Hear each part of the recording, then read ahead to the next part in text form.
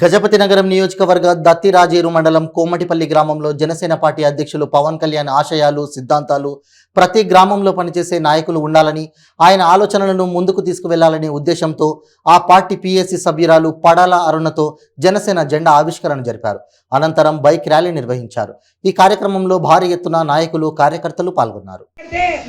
Party జెండా ఆవిష్కరణ అనేది ఒక పట్టుదలతో ఒక శ్రమతో కూడింది. నేను ఈ పార్టీలో ఉన్నాను, ఈ పార్టీకి నా సాయశక్తిగా కృషి చేస్తానని చెప్పి మరి ప్రమాణం చేసి ఇప్పటికే కాదు గ్రామాల్లో కూడా జనసేన తెలుగుదేశం పార్టీలు రెండు కూడా ఉభయంగా కూడా పనిచేస్తున్నాయి. ఈరోజు రాష్ట్రం అభివృద్ధి చెందాలి అంటే తప్పనిసరి రాష్ట్రం కూడా రావణ కాస్ట్లా ఉంది. ఎక్కడ చూసినా అవినీతి, ఎక్కడ చూసినా భూకుంభకోణాలు, ఎక్కడ చూసినా ఇసుక దండాలు, ఎక్కడ చూసినా మద్యం పాలసీలు, మరి అభివృద్ధి అనేది పక్కన పెట్టారు.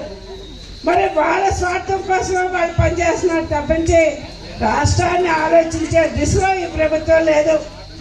మరి జగన్మోహన్ రెడ్డి వాడు చెప్తున్నాడు, మేము ఎందుకో మాకే ఓటేయాలని, మీకు ఎందుకయ్యా ఓటేయాలని.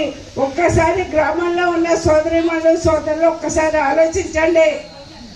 ధరలు పెంచినందుకు ఓట్లేయాలా, కరెంటు ఛార్జీలు వేయాలా, భూ కబ్జాలు చేసినందుకు ఓట్లు వేయాలా?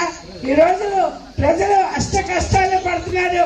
రైతు ఈరోజు వర్షాలు పడలేక చాలా ఇబ్బందుల్లో ఉంటే కరువు జిల్లా కూడా ప్రకటించలేని దుస్థితిలో ఉన్నాం. ఎక్కడో తాడేపల్లి ప్యాలెస్ లో నువ్వు నిద్రపోదావు, బట్టలు నొక్కుతున్నావు.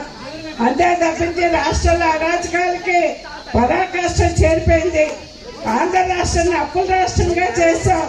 మరి నీకు ఎందుకయ్యా ఓట్లు వేయాలి? ఒక ఇల్లు ఇచ్చావా? ఒక కార్యక్రమం చేసావా? ఏ కార్యక్రమాలు చేసావని నిన్ను ప్రజల్ని కోట్లు వేయాలని చెప్పి నేను కోరుతున్నాను. ముఖ్యంగా ఒకటే మనం ఆలోచించాలి. మీ అందరికీ తెలుసు, ఆ రోజు తెలుగుదేశం ప్రభుత్వంలో ఉన్నప్పుడు ఓ స్కూల్ బిల్డింగ్, ఓ రోడ్డు, ఒక వాటర్ ట్యాంక్, ఒక ఇల్లులో మనం ఇచ్చుకున్నాం. మరి 5 ఏళ్ళు అయింది. మరి చెల్లెమ్మలందరికీ అప్పుడు చెప్పాడు, ఒక్కసారి అవకాశం ఇవ్వండి అని. అవకాశం ఇస్తే లక్షాధికారులు అందరూ భిక్షాధికారులు అయిపోయారు. భిక్షాధికారులు అందరూ జగన్మోహన్ రెడ్డిలో మరి తారస్థాయికి వెళ్ళిపోయారు. కోటేశ్వర్లు, పరమ కోటేశ్వర్లు అయిపోయారు. మరి నీ పార్టీ అభివృద్ధి చూసుకున్నావు తప్పించి ఈ రాష్ట్ర అభివృద్ధిని ఎక్కడ నువ్వు పరిగణలోకి తీసుకోలే.